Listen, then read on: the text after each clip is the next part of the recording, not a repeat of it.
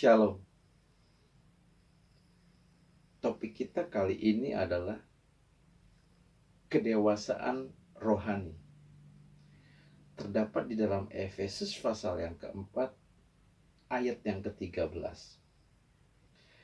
Nah, kalau kita berbicara mengenai kedewasaan secara umum, maka kita harus berbicara mengenai pertumbuhan.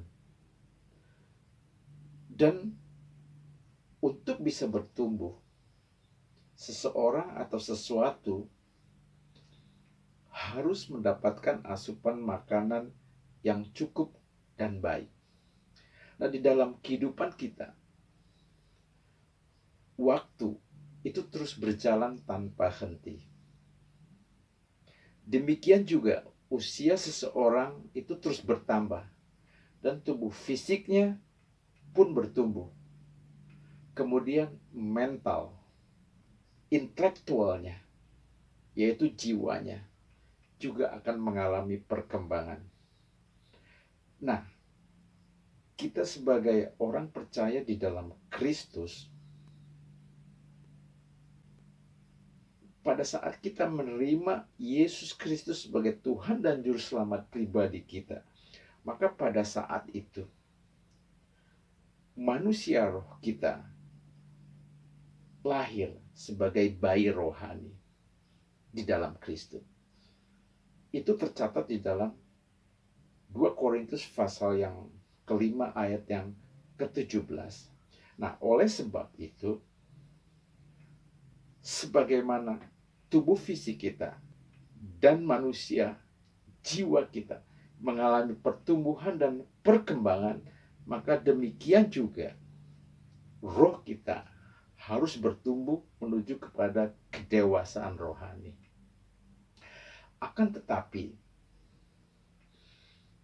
tidak semua orang tahu bahwa kedewasaan rohani itu tidak terjadi secara otomatis tanpa adanya kerinduan yang besar, usaha yang keras, dan kemauan untuk membayar harganya.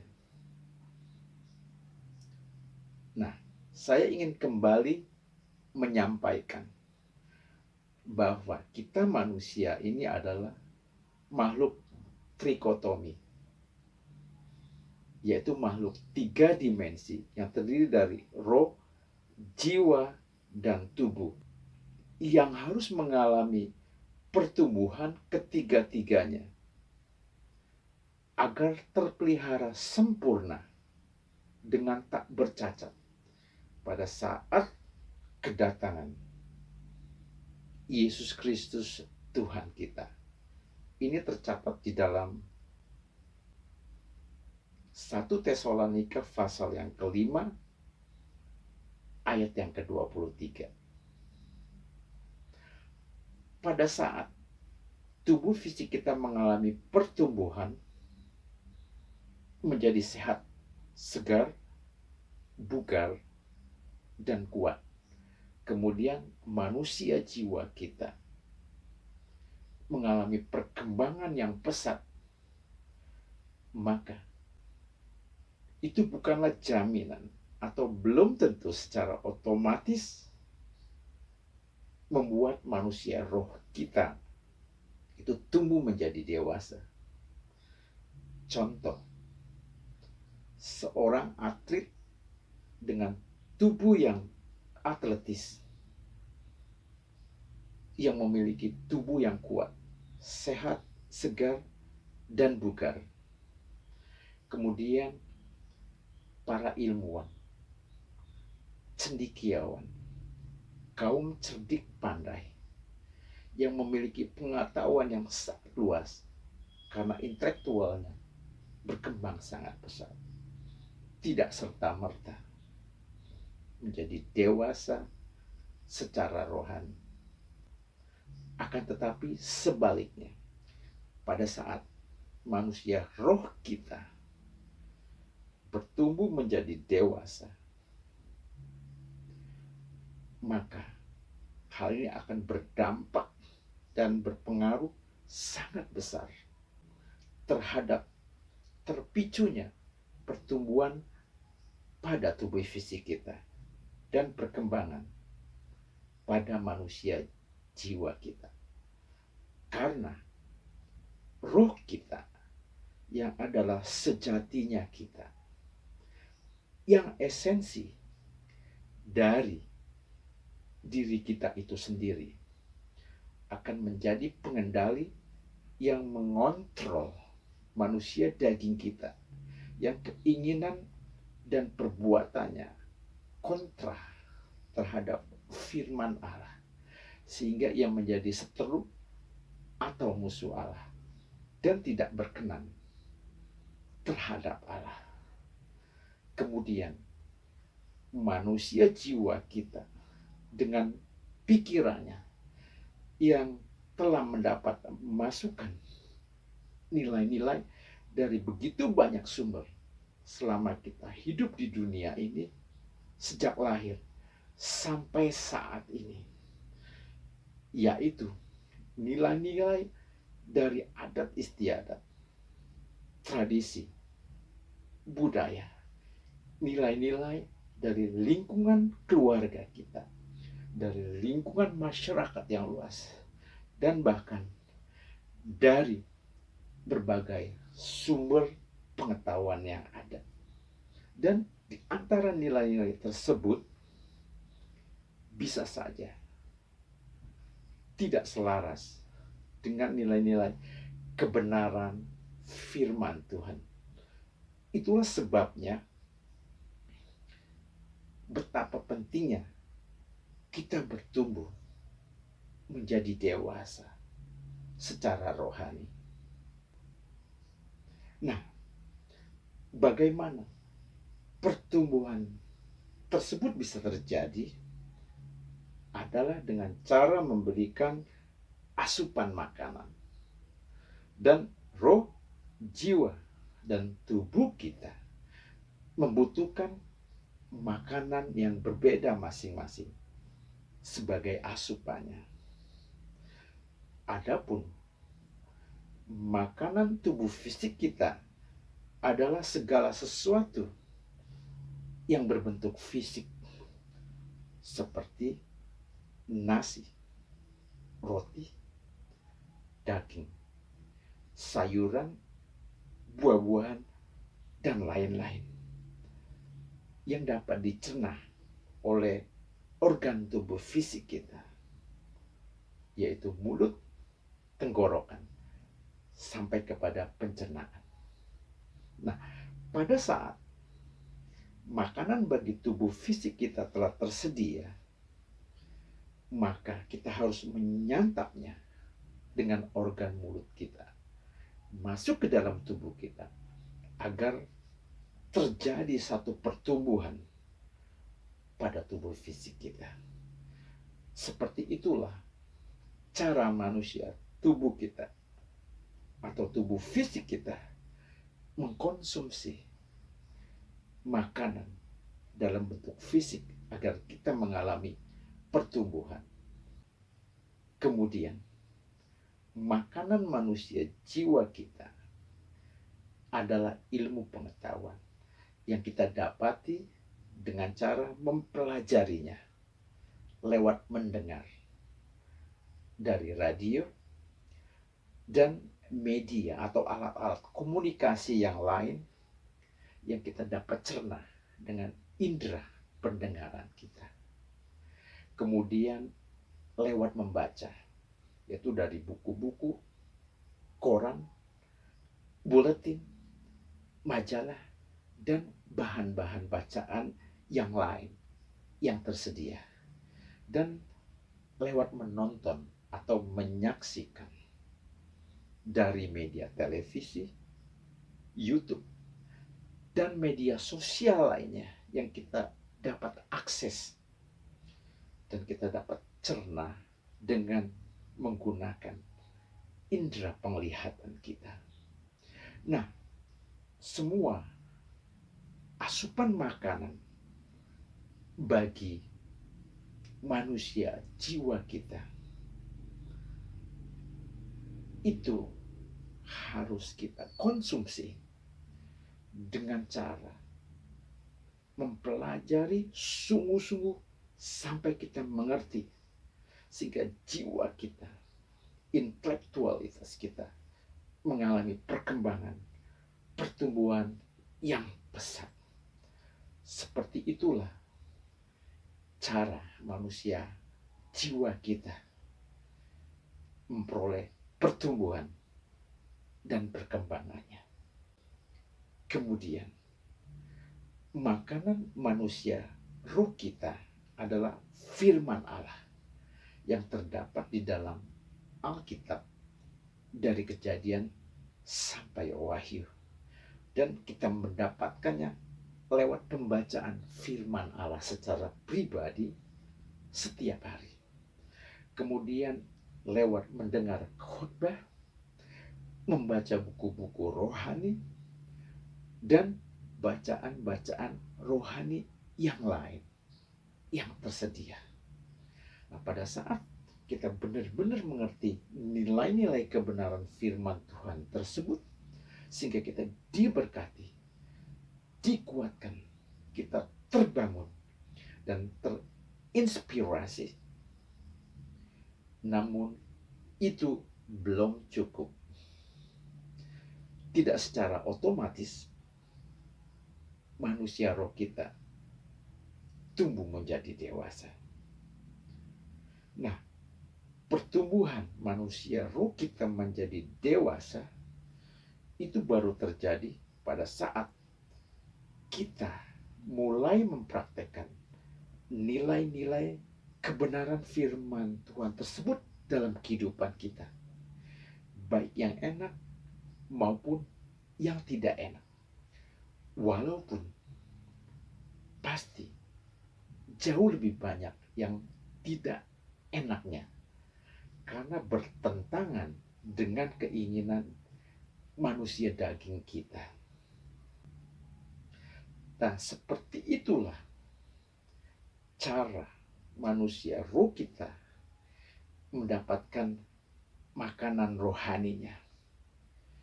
Dan pada saat kita mempraktekkan, maka manusia roh kita akan mengalami pertumbuhan dan perkembangan menjadi dewasa. Pada saat kita mencapai titik dewasa tersebut,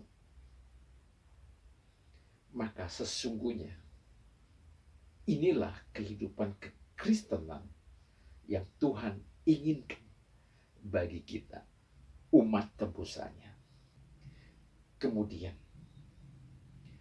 ada beberapa alasan mengapa kita harus menjadi dewasa secara rohani. Yang pertama, gereja, yaitu tubuh Kristus. Kita, orang percaya, adalah mempelai Kristus. Terdapat di dalam Wahyu pasal yang ke-19, ayat yang ke-7 dan ke-8. Seorang mempelai pastilah orang yang dewasa. Orang percaya yang tidak dewasa tidak layak menjadi mempelai.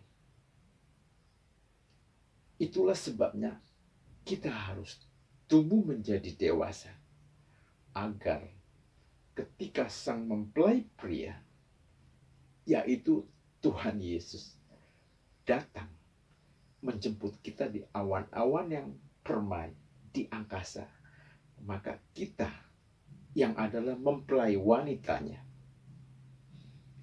akan terangkat menyongsong dia, kemudian naik ke surga yang mulia bersama dengan dia. Alasan yang kedua, Allah menginginkan kita berbuah.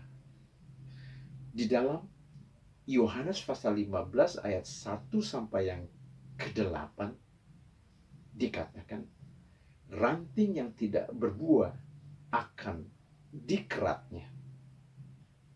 Nah, hanya orang yang dewasa yang mampu menghasilkan buah. secara rohani, buah yang kita hasilkan adalah buah karakter, yaitu buah roh yang terdapat di dalam Galatia pasal 5 ayat yang ke-22 dan 23, yaitu kasih, sukacita, damai sejahtera, kesabaran, kemurahan, kebaikan, kesetiaan, kelemah lembutan, dan penguasaan diri. Dan kemudian buah jiwa-jiwa yang akan kita persembahkan dan kita bawa kepada Tuhan untuk diselamatkan. Ayat berikutnya di dalam Yohanes pasal 15 tersebut berkata, orang Kristen yang tidak dewasa akan dikerat, bahkan dipotong, kemudian dicampakkan ke dalam api, lalu dibakar. Sungguh mengerikan. Alasan yang ketiga, untuk menerima tanggung jawab yang lebih besar. Di dalam Lukas pasal 19 ayat 11 sampai 26. Ini mengenai talenta. Orang yang dewasa mampu melipat gandakan talenta, dan kepadanya dipercayakan tanggung jawab yang lebih besar. Nah, kita orang percaya setelah diselamatkan memiliki tugas ilahi. Tuhan Yesus kita saat ini secara fisik ada di dalam surga. Misi penebusan dosanya telah diselesaikan tuntas pada saat dia berada di bumi 2000 tahun lebih yang lalu di kayu salib. Tetapi masih ada tugas dan pekerjaan yang harus dilakukan, yaitu penyelamatan jiwa. Itu bagi orang-orang yang belum percaya saat ini. Kemudian pemuritan terhadap umat Tuhan agar mereka bertumbuh menjadi dewasa secara rohani.